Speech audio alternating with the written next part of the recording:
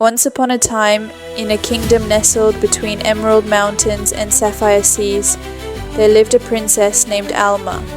Unlike many princesses who dreamed only of grand balls and silken gowns, Alma's heart beat for the wide world beyond the palace walls.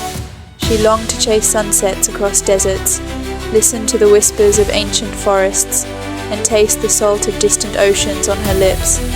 Every map in the royal library bore her fingerprints. Every travel tale from visiting merchants left stars in her eyes.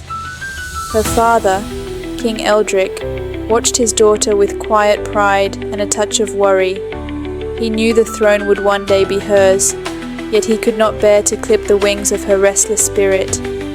On the morning of her 21st birthday, as dawn painted the sky in rose and gold, the king led Alma to the highest balcony of the palace. "Close your eyes, my wanderer," he said softly. When she opened them again, she gasped. On the private airstrip below, gleaming beneath the early sun, stood a magnificent jet, sleek as a silver swan, its wings tipped with delicate gold that matched the royal crest. Its name, painted in flowing script along the fuselage, read, "Starling's Dream." "This is yours," King Eldrick said, placing a small golden key in her palm. "No borders will bind you, no distance will be too great. Go where your heart calls, Alma, and always find your way home." Tears of joy sparkled in Alma's eyes as she embraced her father. That very afternoon, with a small crew of trusted friends and her favorite books packed aboard, she lifted into the endless blue. Her first journey took her to the northern fjords, where glaciers sang and auroras danced like silk veils across the night.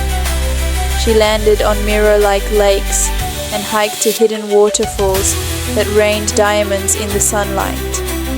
In the markets of far southern islands, she traded stories with spice merchants and learned to weave crowns from hibiscus blooms. She flew over endless golden savannas, watching herds of elephants move like slow rivers beneath her wings, and soared above cloud forests where orchids bloomed in impossible colors. Wherever Starling's dream touched down, Alma left kindness behind. She brought medicine to remote villages, carried letters between long-separated lovers, and planted gardens in places the wind had forgotten.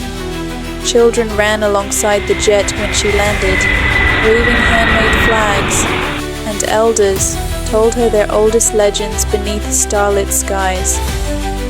Years passed, like pages turning in a cherished book.